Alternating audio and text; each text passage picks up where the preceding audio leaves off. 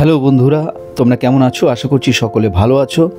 আজ হচ্ছে 21 তারিখ, কালী পুজোর ঠিক পরের দিন। আর এখন দেখো বাজে সকাল 5:01। আমরা এখন যাচ্ছি বিধাননগরের উদ্দেশ্যে ট্রেন ধরবো। কেন বিধাননগর যাচ্ছি চলো তোমাদের বলছি। তো দেখতে পাচ্ছ তোমরা, আমরা এখন পৌঁছে গেছি বিধাননগর স্টেশনে। এটা হচ্ছে বিধাননগর স্টেশনের 1 নম্বর প্ল্যাটফর্ম। আমরা দাঁড়িয়ে রয়েছি, আর ওই যে দূর থেকে আমাদের গন্তব্যে পৌঁছে দেওয়ার ট্রেন আসছে। আর আমাদের গন্তব্য কোথায় সেটা তো তোমাদের অবশ্যই বলবো। আপাতত আমরা ট্রেনে উঠি। এই যে দেখতে পাচ্ছ তোমরা, ট্রেন ঢুকে গেছে। চলো তাহলে আগে আমরা ট্রেনে উঠি, তারপরে তোমাদের বলছি আমরা কোথায় যাচ্ছি।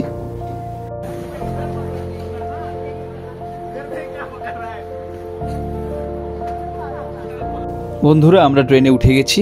আর এই যে তোমরা দেখতে পাচ্ছ বাইরের দৃশ্য। এখন বাজে ভোর 5:30টার মতো। বাইরের দৃশ্যটা বেশ সুন্দর লাগছে, আর ট্রেনটা এখন মোটামুটি ফাঁকা ছিল। চলো একবারে গন্তব্যে পৌঁছে তারপরে তোমাদের সঙ্গে কথা হচ্ছে। বন্ধুরা, ট্রেন থেকে আমরা নেমে গেছি, আর দেখতে পাচ্ছ তোমরা কি ভিড় রয়েছে।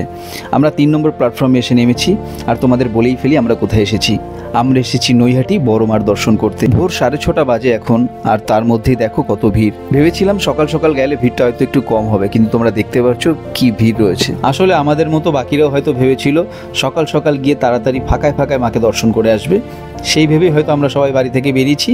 আর দেখো এখানে কত ভিড়। যাই হোক, লাইনটা সেই গঙ্গার পেছন থেকে ঘুরিয়ে বড় মার সামনে বার করা হচ্ছে। তো সেইভাবেই আমরা লাইন ধরে ধরে যেতে গিয়ে এরকম বেশ কিছু প্যান্ডেল দেখেছিলাম, 2-1টা। আর এই যে দেখো এখানে এসে আটকে পড়েছি, সামনে কত ভিড়। তো যাই হোক, প্রায় আধ ঘন্টা থেকে 1.5 ঘন্টা দাঁড়ানোর পর পিছন থেকে একটা রাস্তা থেকে ঘুরে আমরা বড় মার সামনে পৌঁছেছিলাম। আর এই যে দেখতে পাচ্ছ তোমরা, দূর থেকে প্রথম বড় মার দর্শন। এই এক অসাধারণ মুহূর্ত, গায়ে কাটা দেবার মতো মুহূর্ত।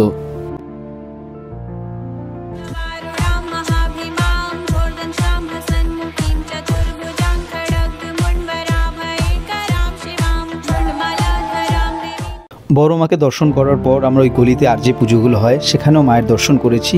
এটা যেমন তোমরা দেখতে পাচ্ছ 5 স্টার ক্লাবের পুজো। এটা তোমরা দেখতে পাচ্ছ প্রভাত সঙ্গের পুজো। এটা হলো গাজা মায়ের পুজো। এছাড়া এখানে আমরা আরও বেশ কয়েকটি মায়ের দর্শন করেছিলাম। তাহলে আজকের ভিডিওটা এখানে এই পর্যন্তই থাকলো। তোমাদের ভিডিওটা কেমন লাগলো জানিও। আর কে কে বড় মার দর্শন করেছিলে যদি সম্ভব হয় জানিও। ভালো থাকবেন, সুস্থ থাকবেন। ধন্যবাদ।